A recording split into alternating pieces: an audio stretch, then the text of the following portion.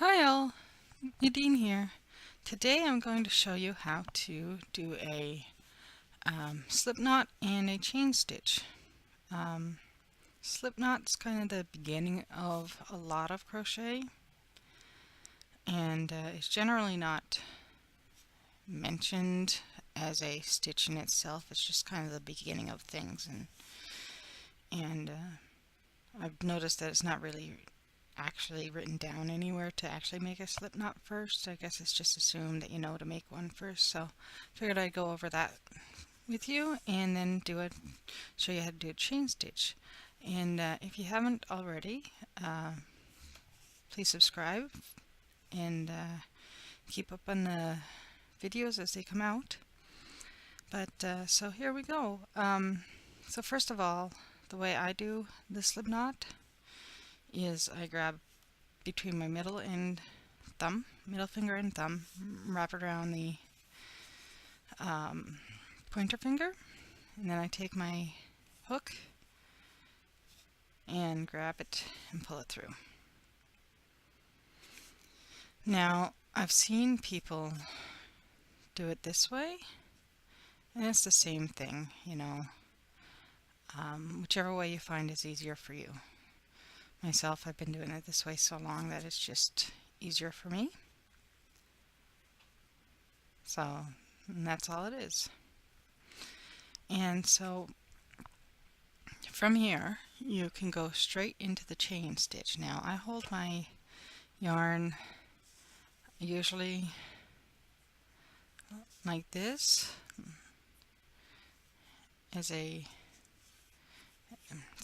usually like this. Get myself right way around. So I grab it on with my pinky and ring finger and have it wrapped over the other two, and then the article that I'm crocheting is coming down through here. So for your chain stitch, first you yarn over and pull through, and that's it. So again, that was yarn over and pull through, yarn over and pull through, and that's all the chain stitch is. And the chain stitch is usually abbreviated as CH in patterns. It's the same whether you're using UK or US terms, and usually shown in a chart as an oval shape, as a blank oval.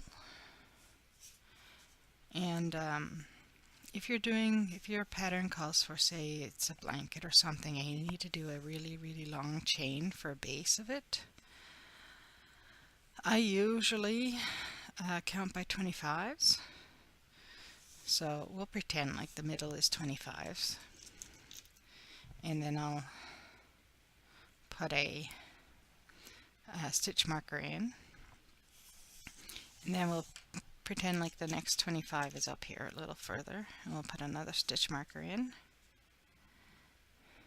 And so the next 25 we'll move up a little, and we'll pretend like this is another 25, and then I'll just jump stitch markers until I get to 100, and then I'll just leave one in to where the 100 point is. I find for me that's the easiest way to keep track of long chains. And otherwise that's about it. The chain is the base of a lot of stuff in crochet,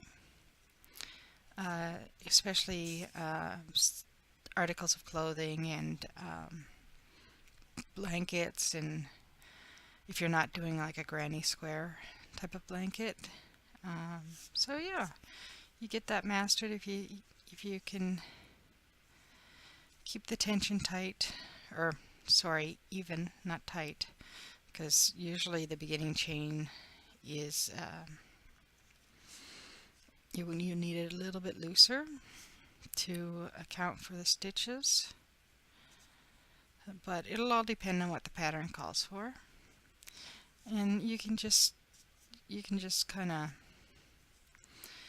get cruising along pretty good if you get into a nice rhythm about it. So that's about it. If you like this video, please click the like button down there. If you haven't already, please hit subscribe and check out my tutorials. And I hope you have an absolutely wonderful day. Thanks. Bye.